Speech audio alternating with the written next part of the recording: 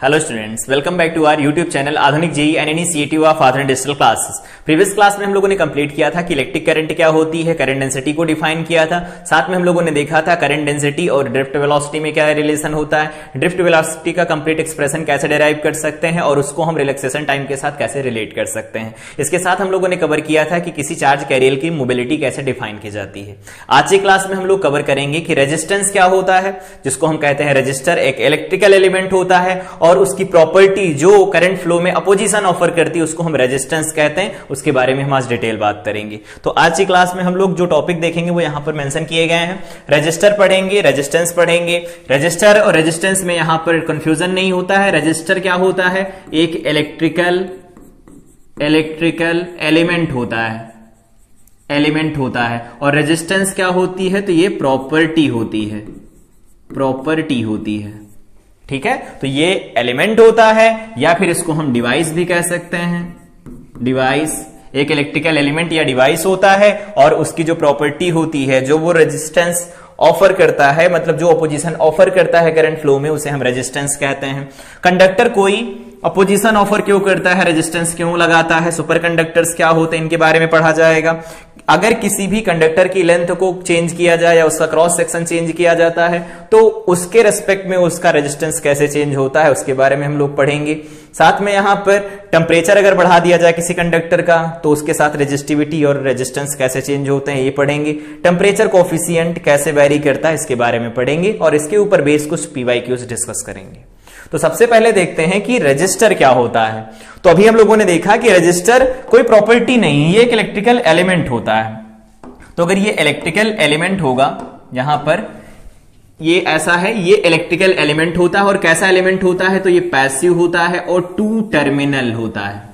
इसका क्या मतलब है, अगर कोई भी इलेक्ट्रिकल एलिमेंट होता तो सर्किट में उसे जोड़ने के लिए कुछ ना कुछ टर्मिनल चाहिए होते हैं। जैसे बैटरी में होता, पॉजिटिव नेगेटिव टर्मिनल्स होते हैं, उनके अक्रॉस ले जाओ और सर्किट को जोड़ दिया जाता है बैटरी से। तो क्या किया जाता है, इसमें भी वही दो टर्मिनल होते हैं अलग अलग, मतलब इस तरह से दिखता है। क्लास 10th में पढ़ाया जाता है कि जब भी कभी रजिस्टर बनाया जाता है कुछ इस तरह से हम बनाते हैं इसे, ये ऐसा, ये इसका पहला टर्मिनल होता है और ये दूसरा टर्मिनल होता है। ठीक है, और इसे हम R से डिनोट करते हैं और इसे क्या लिखा जाता है, ये है रजिस्टर, ये रजिस्टर है। तो पहला पॉइंट ये हुआ कि ये टू टर्मिनल डिवाइस है। उसके बाद में यहां पर लिखा है कि ये पैसिव है। तो पैसिव का क्या मतलब होता है, तो जो डिवाइस होती हैं या इलेक्ट्रिकल जो एलिमेंट होते हैं, पैसिव इलेक्ट्रिकल एलिमेंट, ठीक है। साथ में यहां पर दूसरे होते हैं एक्टिव इलेक्ट्रिकल एलिमेंट। दो तरह के ये इलेक्ट्रिकल एलिमेंट होते हैं, एक तो होते हैं पैसिव, दूसरे होते हैं एक्टिव। पैसिव कौन होते हैं और एक्टिव कौन होते हैं, तो एक्टिव का मतलब क्या होता है, बिल्कुल सिंपल है कि जो अपने आप ऑपरेट होता हो, मतलब जिसके पास खुद की एनर्जी हो। और पैसिव का मतलब ये जो दूसरों पर डिपेंड करता हो, जो दूसरों की एनर्जी से ऑपरेट होता हो। तो वैसे ही यहां पर है, पैसिव इलेक्ट्रिकल एलिमेंट का मतलब ये होता है जिनके पास में खुद की एनर्जी नहीं होती, वो सर्किट से एनर्जी लेते हैं और कंज्यूम करते हैं। तो यहां पर क्या हो गया, रजिस्टर ये सर्किट से एनर्जी लेता है। साथ में अगर बात करें कैपेसिटर, इवन इंडक्टर, जो कि हम आगे पढ़ेंगे, इंडक्टर, ये सब के सब कैसे हैं, तो ये पैसिव इलेक्ट्रिकल एलिमेंट होते हैं। अब रजिस्टर को तो ऐसा तो है नहीं, रजिस्टर सप्लाई करना शुरू कर देता है करंट, वो तो हमेशा ड्रॉप करवाता है। तो ड्रॉप करवाएगा, इसका मतलब वो सर्किट से एनर्जी ले रहा है। कैपेसिटर भी सर्किट से एनर्जी लेता है, उसके बाद ही एनर्जी सप्लाई करता है। इंडक्टर, इन सब के अंदर क्या होता है, बाहर से एनर्जी स्टोर करवाई जाती है। बात करें कि यहां पर एक्टिव इलेक्ट्रिकल एलिमेंट में कौन कौन से आते हैं, तो एक्टिव इलेक्ट्रिकल एलिमेंट में आता सेल हो गया, बैटरी हो गया, करंट सोर्स हो गए, कोई करंट सोर्स हो सकता है।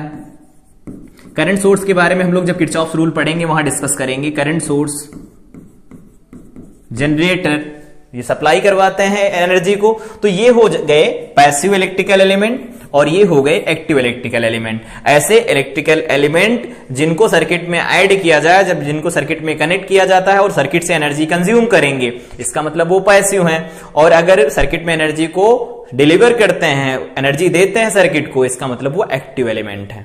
ठीक है, याद रहेगा।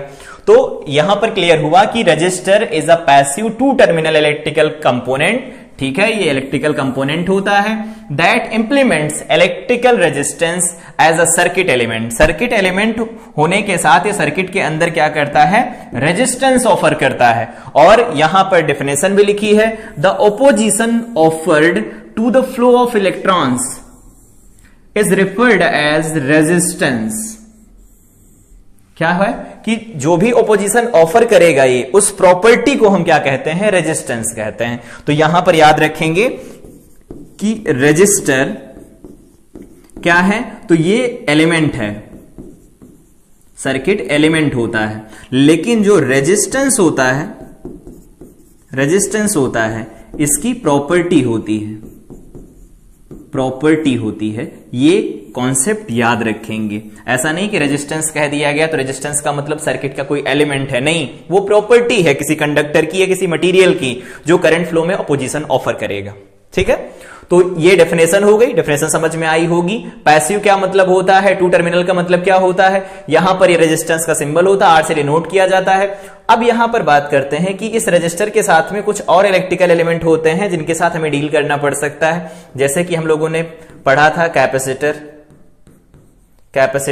ये भी टू टर्मिनल डिवाइस होता है, हम लोग इसको ऑलरेडी पढ़ चुके हैं। पहला टर्मिनल इसका, दूसरा टर्मिनल होता है, इसे हम सी से डिनोट करते हैं, कैपेसिटर हो गया। इसी तरह से जब हम लोग पढ़ रहे होंगे मैग्नेटिज्म, वहां पर पढ़ेंगे इंडक्टर के बारे में पढ़ेंगे। इंडक्टर को सर्किट में कुछ इस तरह से डिनोट किया जाता है, ये ऐसा हो गया, एल होता है ये 1 और यहां पर 2 हो गया।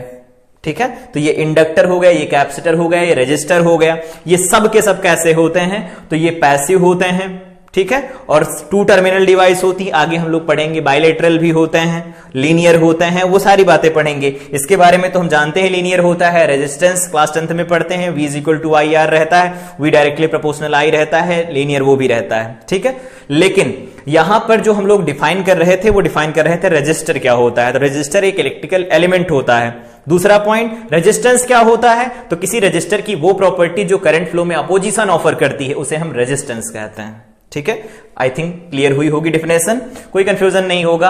अब अगर बात करते हैं, कोई कंडक्टर दिया गया है और उसका कुछ क्रॉस सेक्शन है और उसकी कुछ लेंथ दे रखी है, तो उसका रेजिस्टेंस कैसे वेरी करता है। तो हम लोगों को क्लास 10 से पता होता है कि जो रेजिस्टेंस होता है वो डायरेक्टली प्रोपोर्शनल होता है एल के और इनवर्सली प्रोपोर्शनल होता है ए के।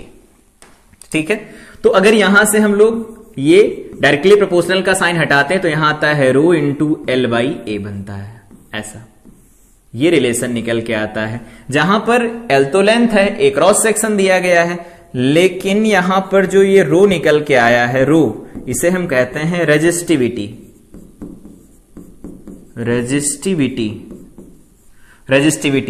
रेजिस्टिविटी के बारे में यहां पर अभी बात करेंगे डिटेल में, लेकिन अभी यहां पर लिख लेते हैं रेजिस्टिविटी क्या होती है।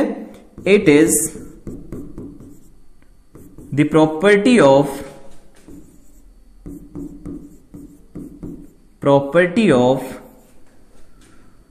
Material of wire. ये ध्यान रखेंगे कि जो भी वायर दिया गया होगा, जो भी कंडक्टर दिया गया होगा, उसके मटेरियल की ये प्रॉपर्टी होती है। और मटेरियल की प्रॉपर्टी होती है तो यहां पर लिख सकते हैं does not depend on shape and size of conductor के शेप और साइज पर ये डिपेंड ही नहीं करेगी, कितनी लेंथ है इससे कोई मतलब नहीं है। ये डिपेंड किसके ऊपर करती है, तो ये डिपेंड करती है ओनली डिपेंड्स ऑन टेम्परेचर के ऊपर डिपेंड करती है ये। और अगर ये टेम्परेचर के ऊपर डिपेंड करती है तो इसकी हम यूनिट लिख लेते हैं। तो यहां से यूनिट क्या निकल के आएगी, तो यहां से यूनिट निकालेंगे आर की यूनिट। यहां पर हम लोग जानते हैं आर को किस में मेजर किया जाता है, तो आर को मेजर किया जाता है ओम में, और इसका सिंबल कुछ इस तरह से दिखाया जाता है। तो अगर ये ओम में मेजर किया जाता है तो यहां पर भी अगर ये लिख देते हैं रो इज इक्वल टू, तो रो की वैल्यू मिल जाएगी R into A divided by में एल बनेगा। ये तो हो गया ohm, into metre square by metre बनेगा, तो इसकी यूनिट आ जाएगी ओम इंटू मीटर लिखा जाएगा।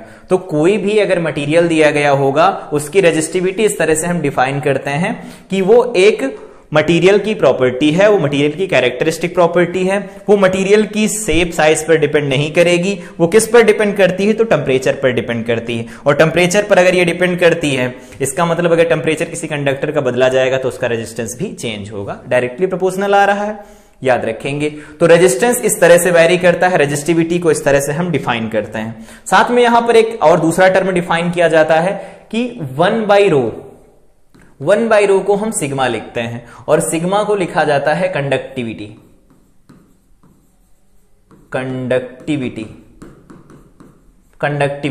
और यहां पर सिग्मा को अगर कंडक्टिविटी लिखा जाता है तो इसकी यूनिट क्या निकल के आएगी, तो यूनिट क्या निकल के आएगी, ओम इंटू मीटर है, तो ये आ जाएगा ओम इनवर्स मीटर इनवर्स। इनके डायमेंशनल फार्मूला खुद ही कैलकुलेट कर सकते हैं, ठीक है। तो ये हो गया रो की वैल्यू कैसे निकाली जाती है, उसकी यूनिट क्या होती है, ये आर कैसे डिपेंड करता है लेंथ और क्रॉस सेक्शन के ऊपर। यहां पर याद रखेंगे अगर टेम्परेचर कांस्टेंट रहता है तो लेंथ और क्रॉस सेक्शन पर ही डिपेंड करेगा किसी भी कंडक्टिंग वायर का रेजिस्टेंस, ठीक है।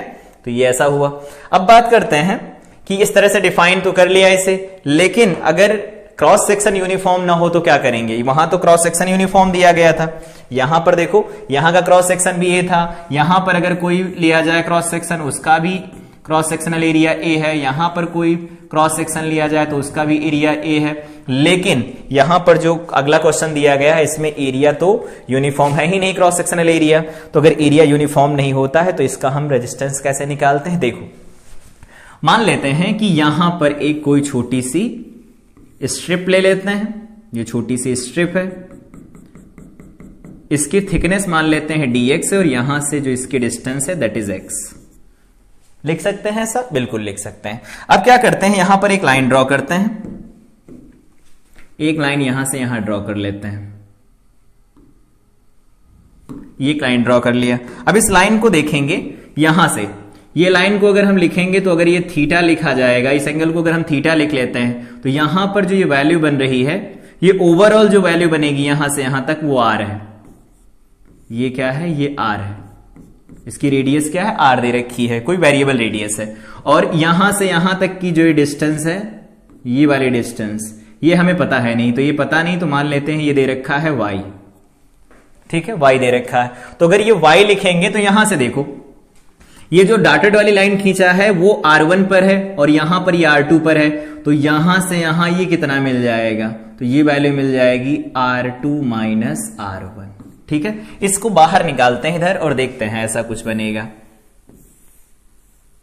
ये क्या है, R2 माइनस R1, यहां पर ये R दे रखा है, मतलब R, ये Y दे रखा है और साथ में यहां पर दे रखा था X, तो ये X हो गया, ये X दे दिया, और यहां पर ये क्या लिखा है, L लिखा गया है, ऐसा कुछ बनेगा। यहां पर ये एंगल कितना, थीटा है, तो tan थीटा क्या लिख सकते हैं, tan थीटा लिखेंगे, एक तो लिखा जा सकता है R2 minus R1 divided by में क्या लिखेंगे, L लिखेंगे। इसी तरह से यहां से लिखेंगे तो इसे लिख सकते हैं y डिवाइडेड बाई में x। यहां से हमें वैल्यू किसकी चाहिए, y की, तो y की वैल्यू निकालेंगे तो आ जाएगा ये x into R2 minus R1 divided by में L बन जाएगा, ठीक है, ये y आ गया। लेकिन हमें y नहीं r की वैल्यू चाहिए, तो देखो r की वैल्यू क्या मिलेगी, यहां से यहां तक तो ये R1 है और ऊपर y उसमें और जोड़ देते हैं, तो स्मॉल r की वैल्यू क्या आ जाएगी, R1 प्लस y। तो R1 की वैल्यू कितनी है, तो R1 की वैल्यू R1 है, y की वैल्यू कितनी निकल के आई है, तो वो निकल के आई है R2 minus R1 divided by में L इंटू में x हो जाएगा। ये R की वैल्यू आ गई, ठीक है। तो अगर R की वैल्यू मिल गई तो इसका क्रॉस सेक्शन भी हमें मिल गया, तो यहां से हम लिख सकते हैं dr छोटा सा रेजिस्टेंस इज इक्वल टू रो इस मटेरियल की रेजिस्टिविटी है, रो इंटू एल, तो रो इंटू एल का मतलब क्या हो जाएगा, तो एल का मतलब ये हो जाएगा छोटा सा लेंथ है dx, ये छोटी सी strip dx divided by area of cross section, तो इसे लिख सकते हैं पाई r स्क्वायर, लिख पाएंगे ऐसा, ये बन गया। अब यहां पर r की वैल्यू रिप्लेस कर देते हैं ये वाली और इसे इंटीग्रेट कर देते हैं 0 से लगा करके l तक, तो यहां से क्या मिलेगा, ये वापस यहां पर ये dr है, dr को हम लिखेंगे यहां से dr is equal to rho into dx divided by, यहां पर क्या है तो ये बन जाएगा पाई आर स्क्वायर, तो ये बन जाएगा पाई आर स्क्वायर बन जाएगा, तो R1 plus R2 minus R1 divided by में L इंटू में X बन जाएगा और इसका होल स्क्वायर बनेगा। अब अगर कंप्लीट वैल्यू चाहिए हमें रेजिस्टेंस की तो इसे इंटीग्रेट करना पड़ेगा, तो यहां पर हो जाएगा dr 0 से लगा करके r, और यहां पर रो डिवाइडेड बाई में पाई को बाहर निकाल लेते हैं, यहां पर 0 से लगा करके L बनेगा, ये वैल्यू बन जाएगी dx डिवाइडेड बाई में R1 plus R2 minus R1 divided by में L इंटू में बन जाएगा X और इसका बनेगा होल स्क्वायर। ठीक है, अब इसको सॉल्व करना है। सॉल्व करना बहुत इजी है, इसको t मान लेंगे, इसको t मानेंगे, सॉल्व कर लेंगे, वैल्यू मिल जाएगी। अगर यहां से वैल्यू निकालेंगे तो देखो r तो इधर मिल जाएगा, यहां पर मिलेगा रो डिवाइडेड बाई में इसे लिख सकते हैं पाई, और यहां पर जो ओवरऑल वैल्यू निकल के आएगी वो वैल्यू मिलेगी R1 इंटू R2। ठीक है, और साथ में यहां पर निकल के आएगा L, ये वैल्यू बन जाएगी। तो rho into L divided by में पाई R1 इंटू R2। याद ऐसे रख सकते हैं कि अगर कोई ये क्रॉस सेक्शन दिया गया होता, यूनिफॉर्म क्रॉस सेक्शन ऐसा, तो अगर इसकी रेडियस a होती, इसकी रेडियस a होती, लेंथ l होती, तो यहां से r की वैल्यू क्या लिखते हैं, rho into L divided by में a लिखा जाता पाई a स्क्वायर। कैसे लिखेंगे, तो rho into L divided by में पाई, a स्क्वायर को दो अलग अलग पार्ट में तोड़ देते हैं, एक छोटे वाले की रेडियस और एक बड़े वाले की रेडियस, कुछ इस तरह से यहां पर ऐसा, यहां पर R1 यहां पर R2, तो इसे लिख सकते हैं R1 इंटू में R2, कुछ इस तरह से लिखा जा सकता है। इंटीग्रेट तो कर ही लेंगे, इंटीग्रेट करेंगे ये वैल्यू मिल जाएगी। तो याद रखेंगे जब नॉन यूनिफॉर्म क्रॉस सेक्शन दिया गया हो तो उसके लिए लिखते हैं R is equal to rho L by pi R1 into R2 या a इंटू बी, जो भी दिया गया होगा रेडियस उसके बिहाफ पर वैल्यू लिख सकते हैं। तो अगर क्रॉस सेक्शन यूनिफॉर्म नहीं होता है तो रेजिस्टेंस का फार्मूला इस तरह से निकल के आता है, क्रॉस सेक्शन अगर यूनिफॉर्म होता है तब हम ये फार्मूला यूज करते हैं रेजिस्टेंस के लिए। इसके आगे बढ़ते हैं, यहां पर कंडक्टर जो कोई अगर दिया गया है तो उसके अंदर जब चार्जेस मूव करते हैं, फ्री इलेक्ट्रॉन्स मूव करते हैं, तो वो ऑपोजिशन ऑफर क्यों करता है, तो उसकी थ्योरी यहां पर लिखी गई है। Resistance means the hindrance offer to the flow of charge. Resistance का मतलब क्या होता है कि जो भी चार्ज फ्लो हो रहा है उसमें ऑपोजिशन कितना ऑफर हो रहा है। Electrons in their motion collide with their positive, अभी देखो इसके बारे में पढ़ा था, collide with their positive ions and themself, खुद के अलग अलग इलेक्ट्रॉनों से टकराएंगे, साथ में पॉजिटिव आयन के साथ टकराते हैं, due to which resistance in the motion occurs. The resistance mainly occurs due to the collisions of electrons with the positive ions. Positive ion के साथ जो इनका कोलिजन होता है उसकी वजह से रेजिस्टेंस ऑफर करते हैं। अभी हम लोगों ने देखा कि अगर ये कोई कंडक्टर का पीस दिया गया है, ये कोई कंडक्टर का पीस दिया गया है, इसके अंदर यहां पर न्यूक्लियस बने हुए हैं, ऐसे कुछ एक न्यूक्लियस यहां है, एक न्यूक्लियस यहां है, दूसरा न्यूक्लियस यहां है, और इस न्यूक्लियस के चारों तरफ इलेक्ट्रॉन मूव कर रहे हैं ऐसे, ये इलेक्ट्रॉन मूव कर रहे हैं, और इसमें इलेक्ट्रॉन जो मूव कर रहे हैं वो कुछ इस तरह से, यहां इलेक्ट्रॉन, इसका इलेक्ट्रॉन यहां, इसका इलेक्ट्रॉन यहां पर है। ठीक है, तो अगर मान लेते हैं इसको ड्रिफ्ट करवाया गया, यहां से कहीं से चार्जेस की सप्लाई दी जा रही है इसके अंदर, और चार्जेस की अगर हम सप्लाई देंगे इसके अंदर तो क्या होगा, यहां से चार्जेस मूव करना शुरू करेंगे, ये यहां से चार्जेस मूव करेंगे, ये चार्जेस मूव करेंगे, और जाकर के ये जब चार्ज इससे कोलाइड करेगा, ठीक है, मतलब क्या है, ये जब इलेक्ट्रॉन इस एटम के साथ कोलाइड करेगा, पॉजिटिव आयन के साथ कोलाइड करेगा, तो अपनी पूरी की पूरी एनर्जी क्या करेगा, लूज कर देगा, वेलोसिटी 0 चली जाएगी। वो क्या करेगा, कुछ एनर्जी ये गेन करेगा, कुछ एनर्जी, सारी एनर्जी नहीं, कुछ एनर्जी ये गेन करेगा और वापस ये आगे की तरफ बढ़ेगा, फिर ये अगले एटम के साथ कोलाइड करेगा, अपनी पूरी एनर्जी फिर से लूज कर देगा, 0 पर चला जाएगा, वेलोसिटी 0, उसके बाद फिर से एक्सेलरेट होगा, तो उस समय पर क्या होगा, यहां से जितनी एनर्जी लेकर के चला था, कुछ एनर्जी हीट के फॉर्म में डिसिपेट हो जाएगी, उसके बाद में कुछ एनर्जी इस इलेक्ट्रॉन को मिलेगी, ये अभी आगे की तरफ चलेगा।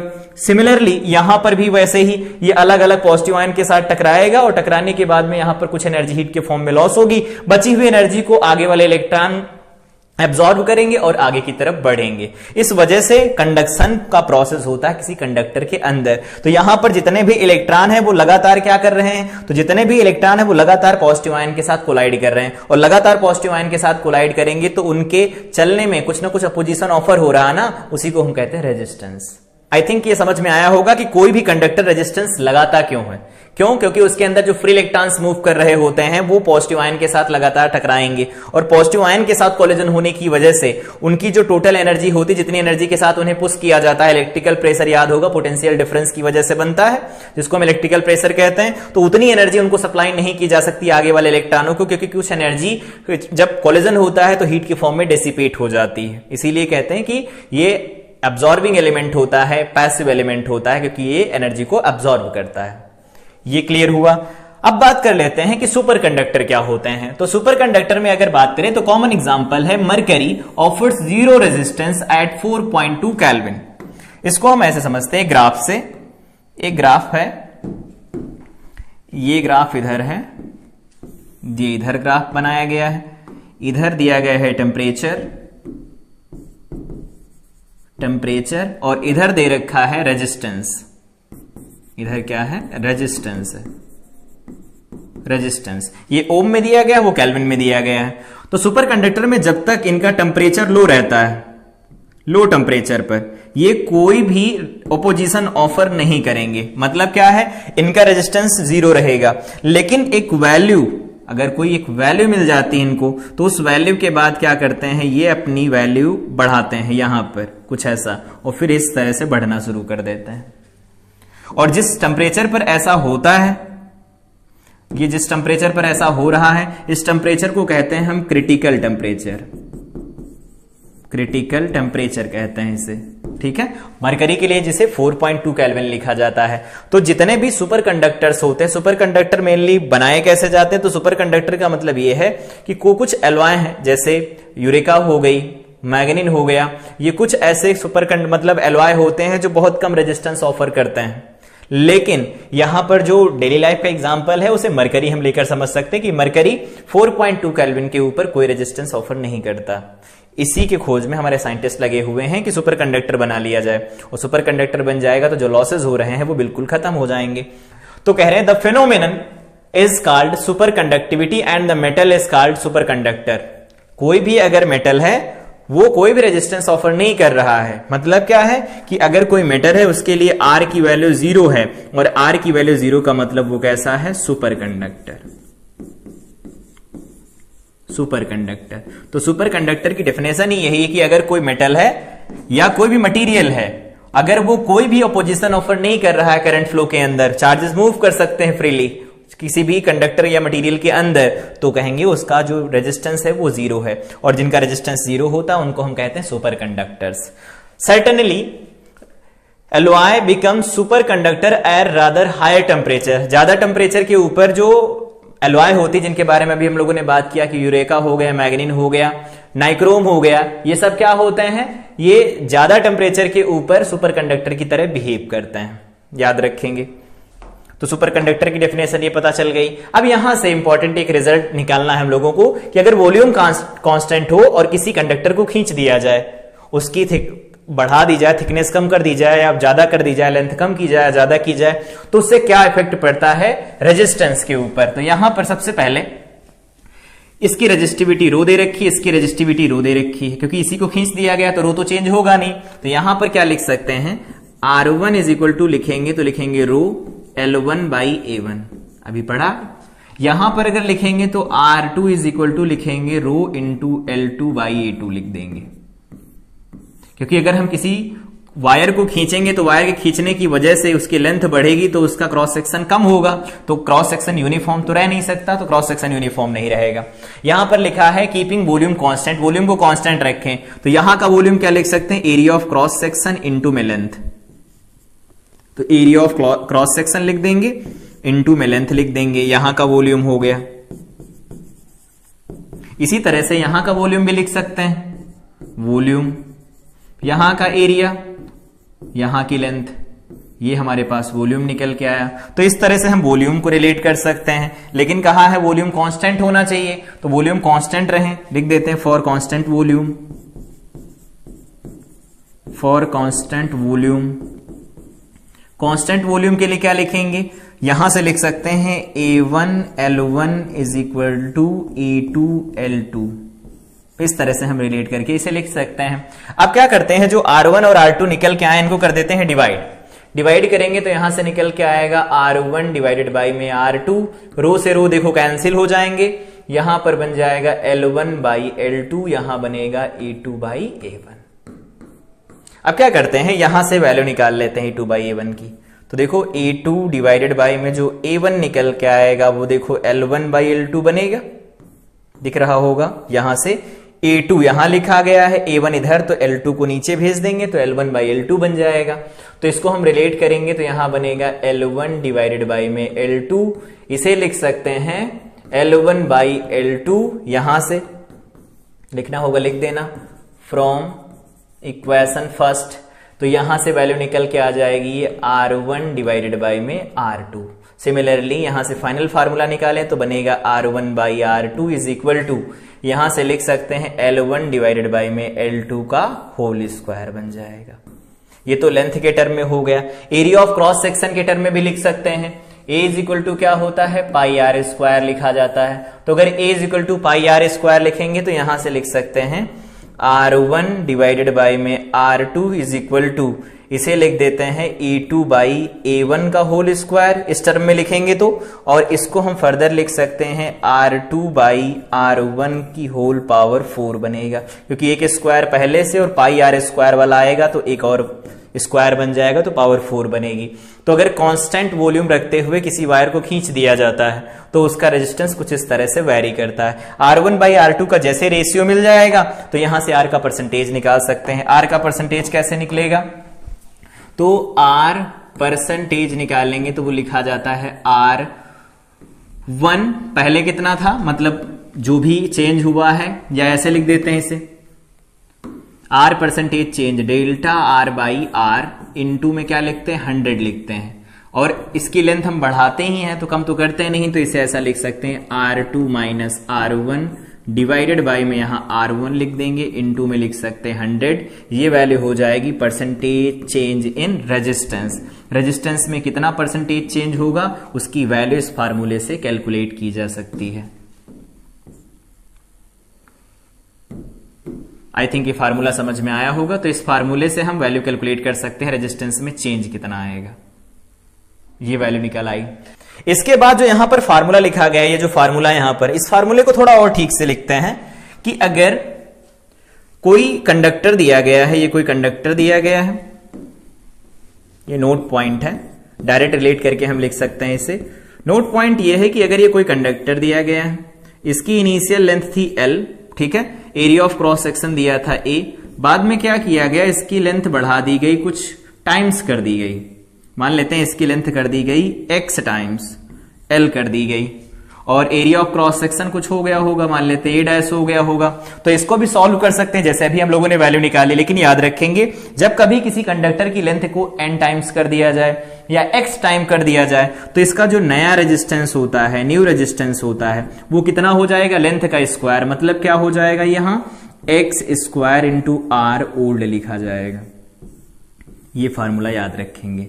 ये आया कहां से, तो ये यहां से आया, देखो R1 बाई R2 क्या लिखा है, L1 बाई L2 का होल स्क्वायर, तो L1 तो L हो गया और L2 क्या हो जाएगा, x इंटू L, तो L से L कैंसिल हो जाएगा, x स्क्वायर मल्टीप्लाई हो जाएगा R1 के साथ और R2 की वैल्यू मिल जाएगी। तो जब कभी भी मान लेते हैं कोई कंडक्टर दिया गया उसकी लेंथ को डबल किया जाए तो उसका रेजिस्टेंस 4 टाइम्स हो जाएगा, ठीक है।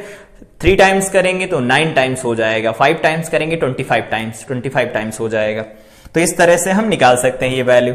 तो ओवरऑल जो ये वैल्यू यहां से निकल के आने वाली है, इसको हम लोग जनरलाइज करते हैं एक फार्मूले के साथ कि कोई कंडक्टर दिया गया था, उसमें x% चेंज है, x%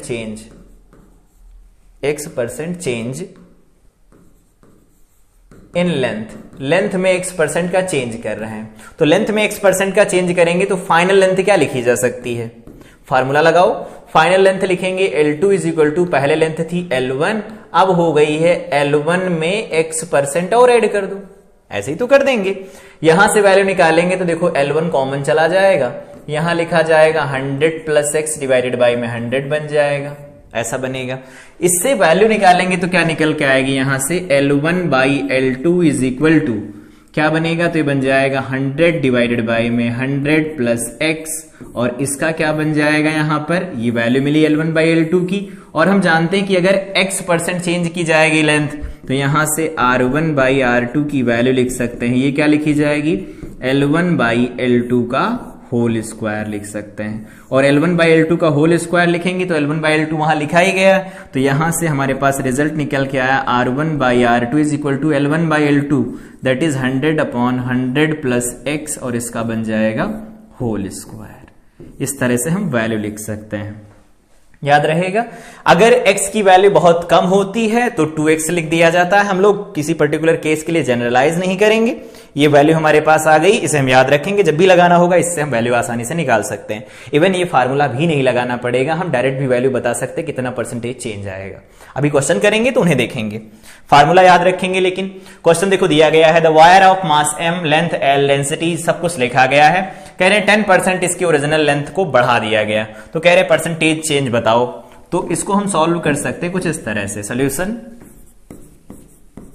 इसका सोल्यूशन अगर करें तो पहला मेथड का सोल्यूशन तो वही हो सकता है कि जो भी हम लोगों ने किया, वॉल्यूम कांस्टेंट रखें, R1 R2 लिखें, उसे सॉल्व कर दे, वैल्यू निकाल लें। दूसरा तरीका ये होता है कि जो भी हम लोगों ने लिखा कि 10% लेंथ बढ़ गई, इसका मतलब जो नई वाली लेंथ हो गई L2, पहले जो लेंथ थी L1, पहले लेंथ थी L1, उसमें 10% और बढ़ा दिया गया। 10% का मतलब 10/100 हो गया, यही तो होगा। बाद वाली लेंथ बराबर पहले वाली लेंथ प्लस पहले वाले लेंथ में 10% और बढ़ा दिया गया, मतलब फाइनल लेंथ इतनी हो गई। तो इसको हम सॉल्व करेंगे तो लिख सकते हैं L1, यहां पर लिख सकते हैं 11/10, ये लिखेंगे। अब यहां से हम वैल्यू निकालेंगे, क्या मिलेगा, L1 by L2 is equal to लिखेंगे, तो ये वैल्यू मिल जाएगी 10/11। हम जानते हैं कि R1 बाई R2 क्या होता है, R1 बाई R2 होता है L1 बाई L2 का whole square at constant volume, तो L1 बाई L2 का होल स्क्वायर बन जाएगा, तो 10/11 का होल स्क्वायर बन जाएगा। ये वैल्यू बन जाएगी 100 डिवाइडेड बाई में 121। ठीक है, अब अगर ऐसा मिल गया हमारे पास, तो R1 और R2 की वैल्यू मिल गई, चाहो तो इसमें कोई कांस्टेंट लेकर के चलो, अदरवाइज डायरेक्ट लिख सकते हैं R का परसेंटेज चेंज, ये लिखा जाएगा R2 minus R1 divided by में यहां पर R1 इनटू में क्या लिख सकते हैं, 100 लिख सकते हैं, ऐसा लिखेंगे। R2 माइनस R1 इसको हम सॉल्व कर लेते हैं इसी तरह से, तो इसको हम ऐसे लिख देते हैं R2 by R1 is equal to 120 divided by में 100 बन जाएगा। 1 माइनस करवा देते हैं दोनों साइड से, तो यहां बन जाएगा R2 minus R1 divided by में R1 is equal to 120 divided by में 120 माइनस 100, 1 माइनस करवाएंगे और डिवाइडेड बाई में यहां 100 बन जाएगा, तो ये वैल्यू कितनी आ जाएगी, 21%। खत्म हो गया क्वेश्चन। देखो ऐसे भी समझ सकते हैं, पहले 100 थी, अब हो गई 121, 121 हो गई, इसका मतलब कितना परसेंटेज चेंज आया, 21% चेंज हो गई। अगर ऐसे नहीं लगाना, दूसरी तरह से लगा सकते हैं। 10% की फ्रैक्शन क्या होती है, 1/10 होती है। तो लेंथ पहले कितनी दे रखी थी, 10 दे रखी थी, ये लेंथ L1 थी, और बाद में लेंथ क्या हो गई L2, तो उसमें से 1 बढ़ गया, और 1 बढ़ गया तो लेंथ कितनी हो गई, 11 हो गई। पहले 10 थी, अब 11 हो गई, तो L1 और L2 का डायरेक्ट रेशियो मिल जाएगा। तो चाहे इस तरह से सॉल्व कर लें, चाहे डायरेक्ट इस तरह से सॉल्व कर लें, चाहे जो अभी हम लोगों ने फार्मूला डेराइव किया उस पूरे मेथड से सॉल्व कर लें, या डायरेक्ट इस तरह से रिलेट करके वैल्यू निकाल सकते हैं, सबसे आंसर सेम आएंगे। एक क्वेश्चन खुद से ट्राई करना है, अगर लेंथ को 20% इंक्रीज कर दिया जाए, लेंथ को अगर 20% इंक्रीज कर दिया जाएगा तो क्या रिजल्ट निकल के आएगा, इसी क्वेश्चन को दोबारा रिपीट करना है। इसके बाद देखते हैं कि टेम्परेचर के ऊपर कैसे डिपेंड करता है किसी भी कंडक्टर का रेजिस्टेंस। तो इसको हम समझेंगे कुछ इस तरह से। यहां पर 2 पॉइंट लिखे गए, इन पॉइंट को पढ़ते हैं, उसके बाद हम लोग फार्मूला डेराइव करते हैं। Number of free electrons increases, जैसे जैसे टेम्परेचर बढ़ेगा, हम लोग जानते हैं जो लूजली बाउंडेड इलेक्ट्रॉन होते हैं उनको अगर थोड़ी सी एनर्जी सप्लाई कर दी जाती है तो वो एक्साइट हो जाते हैं, और जब वो एक्साइट होंगे तो नंबर ऑफ फ्री इलेक्ट्रॉन्स बढ़ेंगे। तो टेम्परेचर बढ़ने के साथ नंबर ऑफ फ्री इलेक्ट्रॉन्स बढ़ते हैं। ठीक है, due to the effect of conductivity, conductivity को हम लोगों ने अभी देखा, सिग्मा इज इक्वल टू 1/ρ होती है। ठीक है, रो 1/ρ होती है। मटीरियल इंक्रीजेस, जो कंडक्टिविटी होती है, सिग्मा जो होता है वो बढ़ता है, तो सिग्मा बढ़ेगा तो देखो इनवर्स रिलेशन है ना, इसका मतलब यहां पर रो क्या होता है, कम हो जाता है, और रो कम हो जाता है, रेजिस्टिविटी या रेजिस्टेंस डिक्रीज होगा। तो रो की वैल्यू अगर कम हो जाएगी तो यहां से हम लोग जानते हैं R is equal to ρL/U होता है, तो R की वैल्यू भी कम हो जाएगी। पहला पॉइंट क्लियर हुआ, टेम्परेचर बढ़ेगा, नंबर ऑफ फ्री इलेक्ट्रॉन्स बढ़ेंगे, नंबर ऑफ फ्री इलेक्ट्रॉन्स बढ़ेंगे, कंडक्टिविटी बढ़ेगी, कंडक्टिविटी बढ़ेगी तो रेजिस्टिविटी कम होगी, रेजिस्टिविटी कम होगी तो रेजिस्टेंस कम हो जाएगा।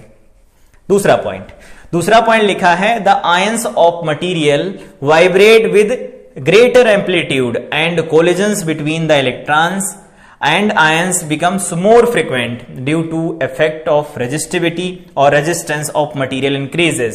इसका क्या मतलब है, जैसे जैसे टेम्परेचर बढ़ाते जाएंगे उसी के रेस्पेक्ट में जो आयंस होते हैं, पॉजिटिव आयंस होते हैं मटेरियल के, उनके जो एम्पलीट्यूड होते हैं वाइब्रेट कर सकते हैं, हम लोगों ने पहले क्लास में ही बात किया था, लेकिन उनके जो एम्पलीट्यूड होते हैं वो एनर्जी पर डिपेंड करते हैं। तो टेम्परेचर बढ़ाएंगे एनर्जी बढ़ेगी तो उनके एम्पलीट्यूड भी बढ़ेंगे, अगर एम्पलीट्यूड बढ़ेंगे तो उनके कॉलिजन्स बढ़ जाएंगे फ्री इलेक्ट्रॉन के साथ, और फ्री इलेक्ट्रॉन के साथ कॉलिजन्स बढ़ेंगे, इसका मतलब ऑपोजिशन की वैल्यू बढ़ जाएगी, ऑपोजिशन की वैल्यू बढ़ जाएगी, इसका मतलब रेजिस्टेंस इंक्रीज कर जाएगा। ये दोनों पॉइंट समझ में आए होंगे। पहला पॉइंट है नंबर ऑफ फ्री इलेक्ट्रॉन्स बढ़ते हैं, कंडक्टिविटी बढ़ती है, रेजिस्टिविटी कम होती है, उसका ओवरऑल मतलब ये हुआ रेजिस्टेंस कम हो जाता है। दूसरे पॉइंट का मतलब ये होता है कि जैसे जैसे एनर्जी सप्लाई करेंगे, टेम्परेचर बढ़ाते जाएंगे, थर्मल एनर्जी सप्लाई की जाएगी, तो जो पॉजिटिव आयंस होते हैं उनका वाइब्रेशन बढ़ता है, उनके एम्पलीट्यूड बढ़ते हैं, तो वो ज्यादा फ्री इलेक्ट्रॉन के साथ में कॉन्टैक्ट में आते हैं, और ज्यादा फ्री इलेक्ट्रॉन के कॉन्टैक्ट में आएंगे इसका मतलब क्या है, वहां पर हिंड्रेंस ज्यादा होगा और अपोजिशन ज्यादा ऑफर होने की वजह से वहां पर रेजिस्टेंस बढ़ जाएगा। समझ में आया होगा। ये तो पॉइंट हो गए, लेकिन हमें फार्मूले चाहिए होते हैं कि फार्मूलों से हम डील कर लेंगे कि कोई फार्मूला दिया गया है, टेम्परेचर बढ़ाएंगे तो कितना बढ़ेगा। तो किसी भी कंडक्टर के लिए अगर बात करते हैं, कोई कंडक्टर दिया गया हो, इन जनरल जो रेजिस्टिविटी होती है, रेजिस्टिविटी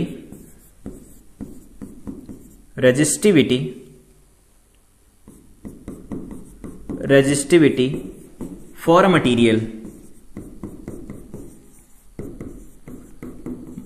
अ मटीरियल, किसी मटेरियल के लिए जो रेजिस्टिविटी होती है, rho T is equal to लिखा जाता है रो नॉट 1 प्लस अल्फा, यहां पर लिखते हैं हम टी माइनस टी नॉट, यहां पर लिखते हैं प्लस बीटा, और यहां लिखा जाता है टी माइनस टी नॉट का होल स्क्वायर।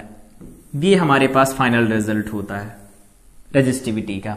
तो अगर ये रेजिस्टिविटी का फाइनल रिजल्ट होता है, इसको हम कैसे डील कर सकते हैं या इसको हम कैसे पढ़ सकते हैं, अगर वो देखना हो तो यहां पर हम बात कर रहे हैं कंडक्टर के बारे में, क्योंकि हमारे पास ओमिक कंडक्टर होंगे जो ओम्स लॉ को फॉलो कर रहे होंगे, आगे पढ़ेंगे ओम्स लॉ। तो ओमिक कंडक्टर होने की वजह से हम यहां पर जनरली मेटल्स के बारे में बात करेंगे। तो अगर यहां पर लिख देते हैं फॉर प्योर मेटल्स, जो प्योर मेटल्स होती हैं उसके लिए जो बीटा होता है नेग्लिजिबल होता है, बीटा अप्रोक्सीमेट 0। तो बीटा की वैल्यू अगर नेग्लिजिबल हो जाएगी तो यहां से रेजिस्टिविटी का फार्मूला हमारे पास क्या निकल के आएगा, तो यहां पर rho as a function of T मतलब टेम्परेचर, ये वैल्यू मिल जाएगी रो नॉट, यहां पर मिलेगा 1 प्लस अल्फा, यहां पर टी माइनस टी नॉट लिखा जाता है।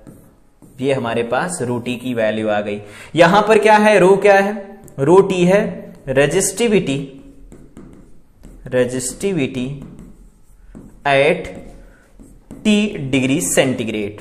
दूसरा यहां पर लिखा गया है रो नॉट, ये है resistivity at T not degree centigrade. T not degree centigrade में ये टी नॉट को रेफरेंस की तरह दो तरह से लिया जा सकता है, एक तो हम इसे 0 डिग्री सेंटीग्रेड लेते हैं या फिर इसे हम 20 डिग्री सेंटीग्रेड लेते हैं। ये रेफरेंस पॉइंट है, ध्यान रखेंगे। साथ में यहां पर जो अल्फा होता है इसे हम कहते हैं टेम्परेचर कोफिशिएंट होता है। बीटा भी टेम्परेचर कोफिशिएंट होता है, लेकिन उन दोनों की वैल्यू अलग अलग होती हैं। प्योर मेटल के केस में इधर जो सेकंड वाला टर्म है इसे नेग्लेक्ट कर देते हैं, तो इस तरह से वेरी करता है किसी भी मटेरियल की रेजिस्टिविटी। तो मटेरियल की resistivity rho T is equal to rho not 1 plus alpha, T minus में टी नॉट लिखा जाता है। टी नॉट होता है कोई रेफरेंस टेम्परेचर जिस पर हम बात कर रहे होते हैं। अब अगर ये रो की वैल्यू इस तरह से डिपेंड करेगी, तो रो की वैल्यू डिपेंड करेगी, इसका मतलब टेम्परेचर के साथ में रेजिस्टेंस भी वेरी करेगा। तो यहां कह सकते हैं since R is directly proportional to rho, मतलब लेंथ और क्रॉस सेक्शन सेम हो जाए तो इसके साथ वेरी करेगा, और ये वेरी कर रहा है हमारे पास आर इज इक्वल टू, तो जैसे ये वेरी करता सेम वैसे ये भी वेरी करेगा। तो आर इज इक्वल टू लिख सकते हैं आर नॉट, यहां पर लिख सकते हैं 1 प्लस अल्फा, यहां लिख सकते हैं टी माइनस टी नॉट, कुछ इस तरह का रिजल्ट लिख सकते हैं। यहां पर रेजिस्टेंस के केस में भी वही है, आर क्या है, रेजिस्टेंस है एट टी डिग्री सेंटीग्रेड, ठीक है। इसी तरह से आर नॉट क्या है, रेजिस्टेंस है at T not degree centigrade. T not को हम यहां पर रेफरेंस के लिए 0 डिग्री सेंटीग्रेड या फिर 20 डिग्री सेंटीग्रेड लिखा करेंगे। साथ में यहां पर अल्फा ये है टेम्परेचर कोफिशिएंट, टेम्परेचर कोफिशिएंट है, टेम्परेचर कोफिशिएंट हो गया। टेम्परेचर कोफिशिएंट को पर डिग्री सेंटीग्रेड में लिखा जाता है, वो देखेंगे अभी। लेकिन यहां पर जो हम लोगों ने अभी देखा कि जो रेजिस्टेंस होता है वो रो के साथ चेंज होगा, तो किसी भी कंडक्टर की जो रेजिस्टिविटी होती है वो केवल और केवल टेम्परेचर के साथ बदलेगी, और टेम्परेचर के साथ बदलेगी तो यहां जो ये रिलेशन लिखा है, इस रिलेशन को थोड़ा ठीक से और लिख लेते हैं। अगर इसको मल्टीप्लाई करा दिया जाए अंदर की तरफ तो यहां लिख सकते हैं rho T minus rho not, ऐसा लिखेंगे। जब ये इधर जाएगा फिर वापस इधर जाएगा, इज इक्वल टू लिखा जा सकता है अल्फा इंटू रो नॉट, यहां लिख सकते हैं टी माइनस टी नॉट। अगर यहां से अल्फा की वैल्यू निकालेंगे तो क्या लिख सकते हैं, अल्फा इज इक्वल टू लिखेंगे rho T minus rho not divided by में यहां हो जाएगा रो नॉट इंटू में लिख सकते हैं टी माइनस टी नॉट। और अगर फर्दर लिखें तो देखो ये चेंज है, तो चेंज इसे लिख देते हैं 1 बाई रो नॉट, इसे लिख सकते हैं डी रो डिवाइडेड बाय में डी टी।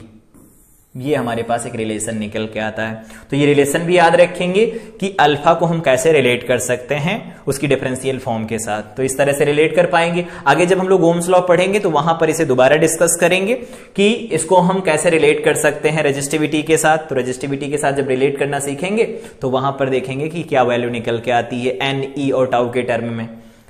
ये हो गया कंडक्टर के केस में। यहां पर हम लोगों ने आर का रिलेशन देख लिया। अब आर के रिलेशन को अलग अलग केस के लिए जनरलाइज करते हैं। तो यहां पर एक पहले ओवरऑल ग्राफ बनाते हैं। ओवरऑल ग्राफ में एक ग्राफ ऐसा है, ये देखो, ये ग्राफ बना हुआ है। इस ग्राफ में इधर रेजिस्टिविटी है, इधर रो हो सकता है या फिर आर हो सकता है, और इधर क्या दिया गया है, इधर टेम्परेचर है। अलग अलग केस में अलग अलग चीजें निकल के आती हैं। एक ग्राफ कुछ इस तरह का आता है। इस ग्राफ को हम कहते हैं, ये ग्राफ किन के लिए है, तो अगर इस ग्राफ के बारे में बात करें तो ये ग्राफ किसके लिए है, सेमीकंडक्टर के लिए ग्राफ है, सेमीकंडक्टर के लिए है।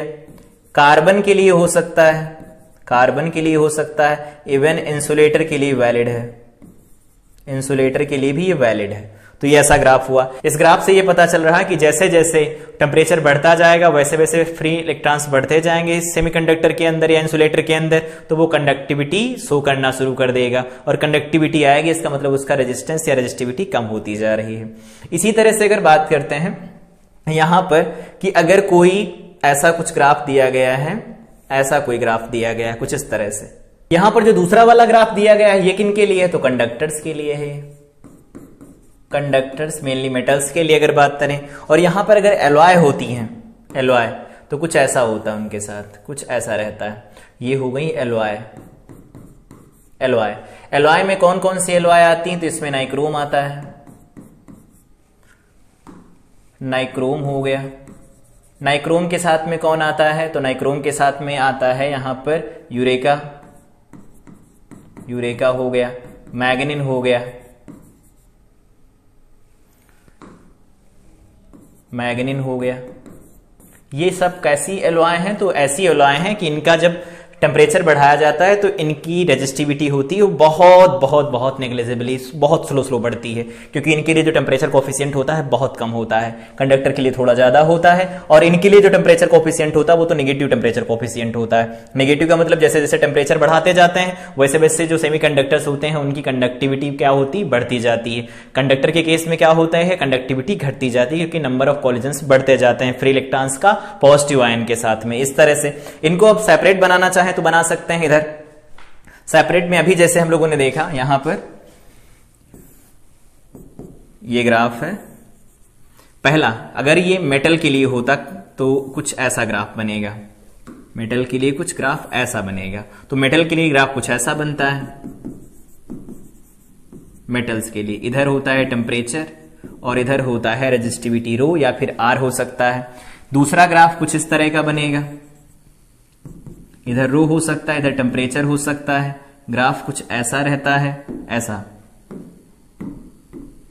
यहां से चलता है, कुछ ऐसा 0 0 0 0 रहता है, लेकिन यहां पर जैसे ही आता है इसकी वैल्यू कुछ बढ़ जाती है, उसके बाद में फिर ये इधर की तरफ बढ़ता है।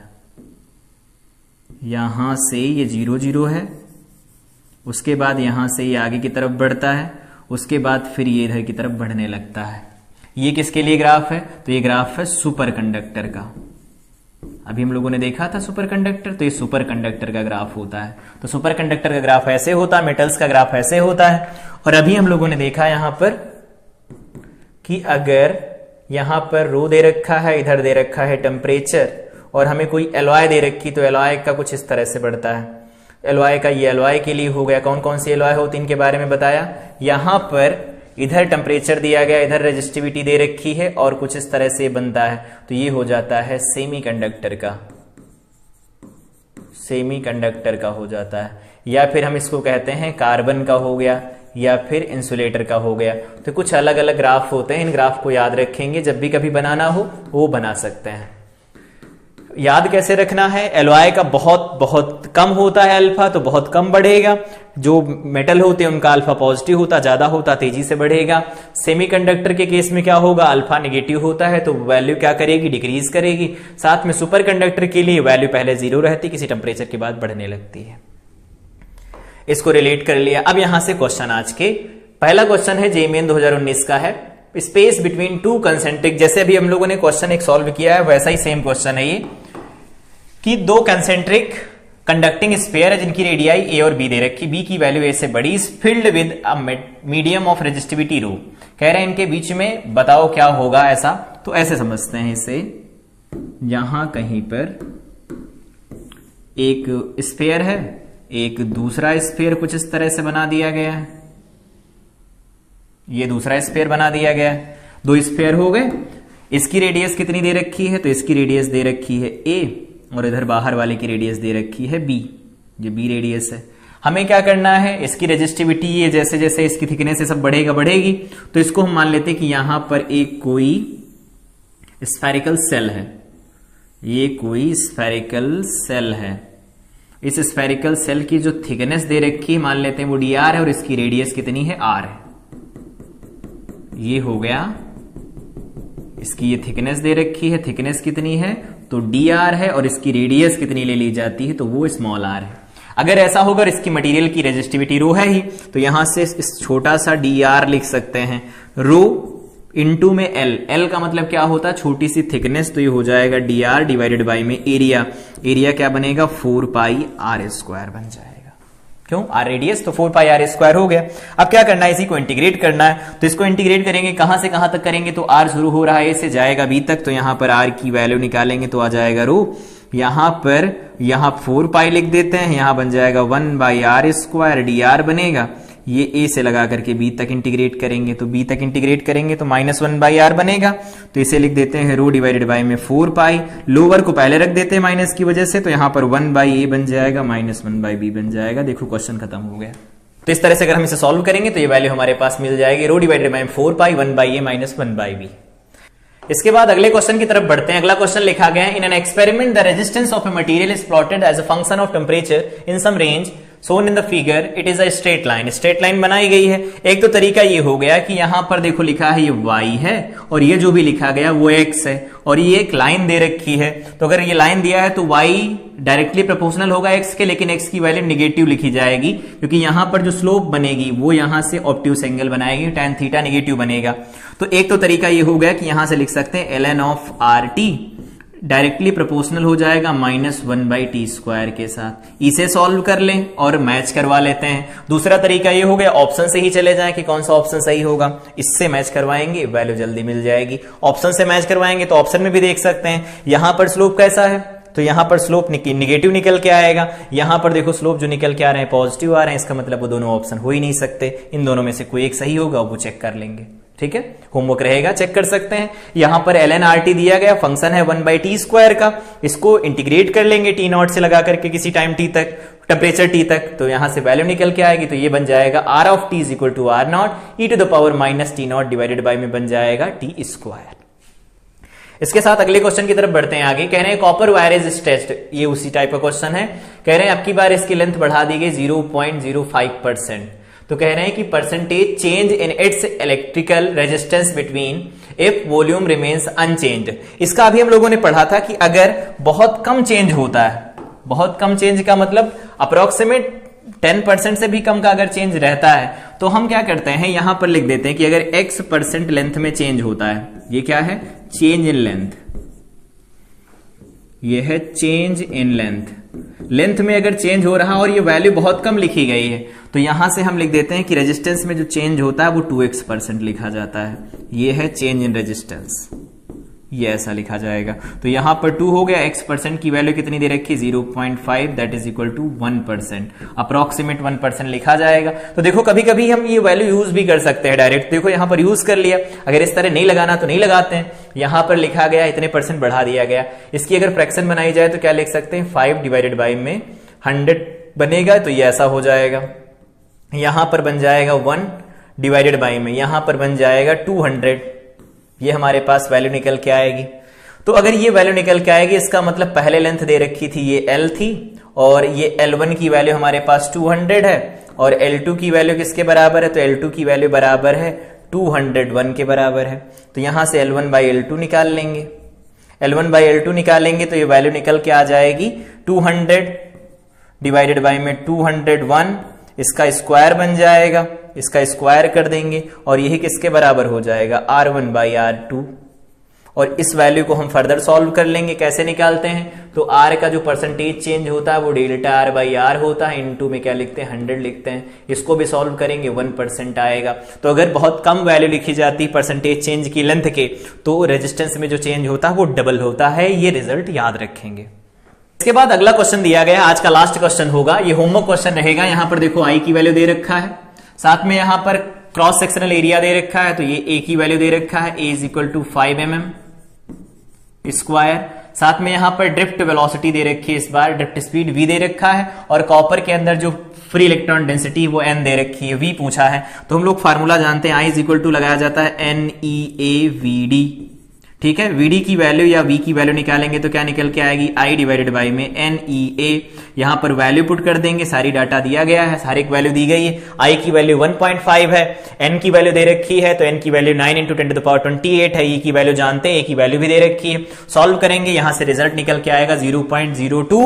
ये वैल्यू किसमें लिखी गई है, तो ये mm/सेकंड में लिखी गई। उन्होंने पूछा भी mm/सेकंड में बताओ, तो अगर इसे यहां से सॉल्व करेंगे तो आंसर मिल जाएगा। तो ये आज की क्लास थी जिसमें हम लोगों ने रेजिस्टेंस के बारे में पढ़ा। रेजिस्टेंस क्या होता है, उसे टेम्परेचर के साथ कैसे वेरी करवाया जाता है, टेम्परेचर बढ़ता है तो वो कैसे बढ़ता है। अलग अलग मटेरियल के लिए हम लोगों ने रेजिस्टिविटी टेम्परेचर कर्व भी देखे। साथ में हम लोगों ने यहां पर पढ़ा कि कोई कंडक्टर रेजिस्टेंस ऑफर क्यों करता है और उस पर जुड़े कुछ क्वेश्चन की प्रैक्टिस भी हम लोगों ने की। अगली क्लास में जब हम लोग मिलेंगे तो बात कर रहे होंगे ओम्स लॉ के बारे में। वहां पर देखेंगे कि V डायरेक्टली प्रोपोर्शनल I होता है या I डायरेक्टली प्रोपोर्शनल V होता है और उसको हम डेराइव कैसे कर सकते हैं, ड्रिफ्ट वेलोसिटी का कॉन्सेप्ट लगा करके, जो बोर्ड के पॉइंट ऑफ व्यू से इंपॉर्टेंट है और मेन के पॉइंट ऑफ व्यू से इंपॉर्टेंट है। तो तब तक के लिए इस पूरी कंप्लीट क्लास को रिवाइज करें। इससे पहले की अगर क्लास रिवाइज नहीं की तो उसको भी जाकर के देखेंगे। मिलते हैं अगली क्लास के साथ।